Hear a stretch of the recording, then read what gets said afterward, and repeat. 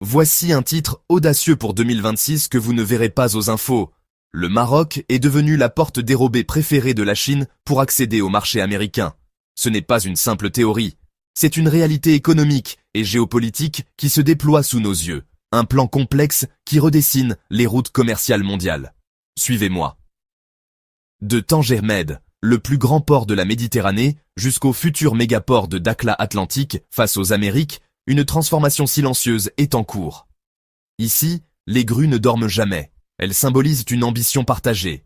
D'un côté, le Maroc, qui cherche à devenir un hub industriel et logistique incontournable. De l'autre, la Chine, qui cherche des solutions ingénieuses pour maintenir son avantage compétitif face aux tensions commerciales avec l'Occident. Des entreprises d'État chinoises et des géants privés comme Haier ou CITIC Dicastal investissent des milliards dans des usines de pointe, des parcs logistiques ultra-modernes et, surtout, dans ce mégaport atlantique à Dakhla. Pourquoi le Maroc? Pourquoi maintenant? La réponse tient en deux mots, la géographie et les formalités administratives. La géographie est évidente. Tanger est à un saut de ferry de l'Europe, une porte d'entrée naturelle vers l'Afrique, avec des ports qui gèrent les conteneurs comme sur des roulettes. Dakhla, plus au sud, pointe directement vers les Amériques, offrant un accès en eau profonde et une énergie éolienne et solaire parmi les moins chères du monde, un atout crucial pour l'industrie. Ajoutez à cela des coûts de main-d'œuvre inférieurs à ceux de l'Europe et un risque politique plus faible que dans la plupart des pays africains. Mais l'ingrédient secret, le véritable catalyseur, c'est un document. Le Maroc possède un atout extrêmement rare, un accord de libre-échange, ALE, avec les États-Unis, en vigueur depuis 2006. Et voici le rebondissement. Ce n'est pas de la contrebande, ce ne sont pas des marchandises chinoises simplement réétiquetées, ce sont des règles complexes et précises. L'ALE États-Unis-Maroc permet aux marchandises d'entrer aux États-Unis avec des droits de douane nuls ou faibles, à une condition cruciale. Elles doivent respecter les règles d'origine. Cela signifie qu'une valeur suffisante doit être ajoutée au Maroc. La règle générale est souvent un seuil de 35% de la valeur de l'article. Ce pourcentage doit provenir de la combinaison de matériaux marocains et de coûts de production directs, comme l'assemblage, les tests et l'emballage. Prenons un exemple concret. Les faisceaux de câbles automobiles. Une entreprise chinoise importe des fils de cuivre et des connecteurs spécifiques en franchise de droits au Maroc. Sur place, dans une usine près de Tanger, des ouvriers marocains coupent, assemblent et enveloppent ces fils dans des gaines en plastique, produites localement. Ils ajoutent des clips et des supports. Ce processus de main-d'œuvre intensive, combiné aux matériaux locaux, dépasse facilement le seuil de 35%. Le produit final, légalement marocain, est ensuite expédié sans droit de douane vers une usine automobile aux États-Unis. Autre cas d'étude, les appareils électroménagers. Un géant comme Haier installe une usine au Maroc. Le compresseur, la pièce la plus chère, peut être importé de Chine. Mais le châssis en acier, l'isolation en mousse, les étagères en plastique et surtout, l'assemblage final. Les tests de qualité et l'emballage sont tous réalisés au Maroc, en utilisant des matériaux et de la main-d'œuvre locaux. La transformation est substantielle. Le réfrigérateur est maintenant un produit d'origine marocaine. Le secteur le plus stratégique est peut-être celui des véhicules électriques.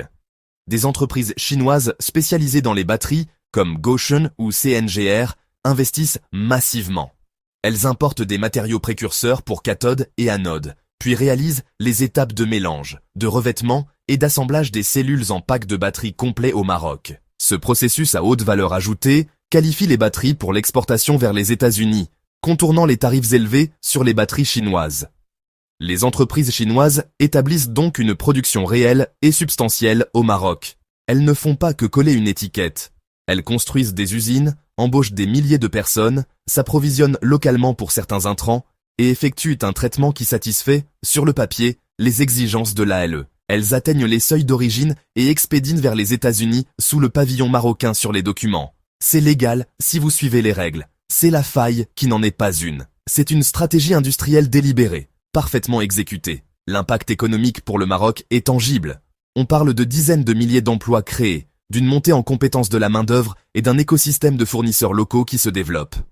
L'énergie verte bon marché de Dakhla n'est pas seulement un argument de vente, c'est un avantage de coût direct qui rend la production encore plus attractive. Mais à Washington, cette stratégie crée un véritable casse-tête. D'un côté, il y a la colère des industriels et des syndicats américains. Il voit ces usines chinoises, par procuration, comme une concurrence déloyale, une manière de contourner l'esprit, sinon la lettre, de la politique commerciale américaine, visant à relocaliser la production. Attendez-vous donc à une réponse. Des enquêtes anti-contournement, des audits d'origine beaucoup plus stricts menés par les douanes américaines, et potentiellement la création de nouvelles règles spécifiques à certains produits, comme les batteries de véhicules électriques, pour relever les seuils de valeur ajoutée. Mais de l'autre côté, il y a la realpolitik. Le Maroc est un partenaire de sécurité absolument clé pour les États-Unis. Un allié majeur non membre de l'OTAN. Il joue un rôle crucial dans le contre-terrorisme, la stabilité en mer Rouge et dans la région volatile du Sahel. Il est un pilier des accords d'Abraham, normalisant ses relations avec Israël. Et il est une source potentielle de minéraux critiques et d'hydrogène vert, essentiel pour la transition énergétique américaine.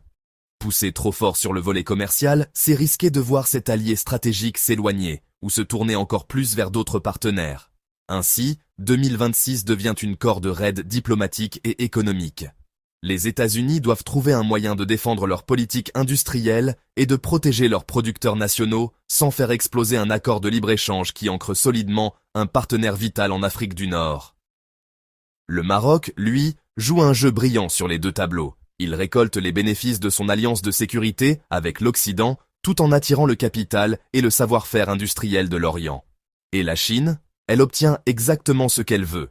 Une capacité de production proche de ses marchés finaux, une diversification de ses risques géopolitiques et un chemin parfaitement légal pour contourner les barrières tarifaires. Sa stratégie est simple, ne pas essayer de forcer la porte, mais construire à l'intérieur des murs. Alors, que faut-il surveiller en 2026? 3 indicateurs clés. Premièrement, les statistiques d'exportation de Tanger Med. Analyser la composition des produits, chercher la croissance dans les secteurs que nous avons mentionnés. Deuxièmement, les premières données de rendement du port de Dakhla lorsqu'il sera pleinement opérationnel. Ce sera le véritable baromètre de l'ambition transatlantique. Et troisièmement, les décisions des douanes américaines et les annonces de nouvelles usines. C'est là que se jouera la prochaine manche de cette partie d'échec mondial. C'est votre indice.